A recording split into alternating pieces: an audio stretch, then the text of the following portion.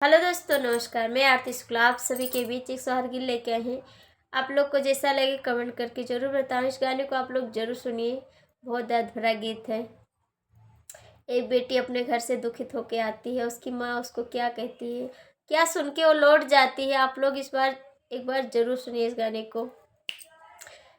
ससुरे कई रूठल तेरी आवा नहीं हरवा के ओरी चल हो।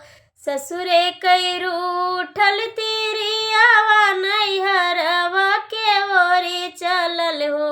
मैया कोली दे तू बजर के मड़िया, भीतर चलिया तेने हो। मैया खोली दे तू बजर के मड़िया, भीतर चलिया तेन हो। भीतरा से बुआली है मैया कमन दुखाई हो। भीतरा से बुआली है मैया कमन दुखाई हो। बेटी कवन संकट तुहरे जियारा, अकेले चली आई हो। बेटी कवन संकट तुहरे जियारा, अकेले चली आई हो। सासु मोह के काहे बाझनिया नदी कुले घोड़ानी हो। सासु मोह काहे बाझनिया नदी कुले घोड़ानी हो। मैया जी का तू हमके सौंपलू घर से निकाराई हो।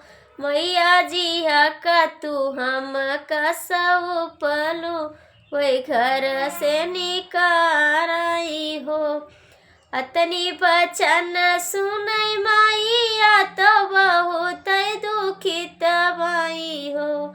अतनी बचन सुनई मैया तो बहुत दुखित ही हो। मैया खोली दी है बजर के मड़िया, गले लागी भी अटई हो। मैया खोली दी है बजर के मड़िया, गले लागी भी अटई हो। तू ही मोरी मैया से मैया, तू ही न महतरिया हो।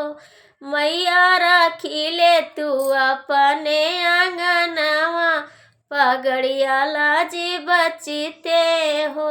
मैया रखी ले तू अपने आंगनवा, पगड़िया लाजी रखती हो।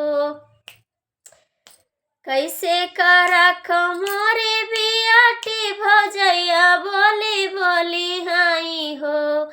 कैसे करख मोरे बियाटी भौजैया बोली बोली आई हो।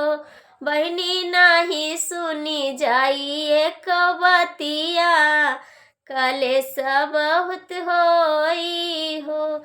बहनी नहीं सुनी जाई एक बतिया, बहुत दुख होई हो। करबाई तोहर से उखैया भौजी कई गोबर काढ़ब हो। करबै मैया तोहर से उखैया भौजी कई गोबर काढ़ब हो। मैया काटी ले बैसगर उमरिया, लौटी नहीं जाबई हो।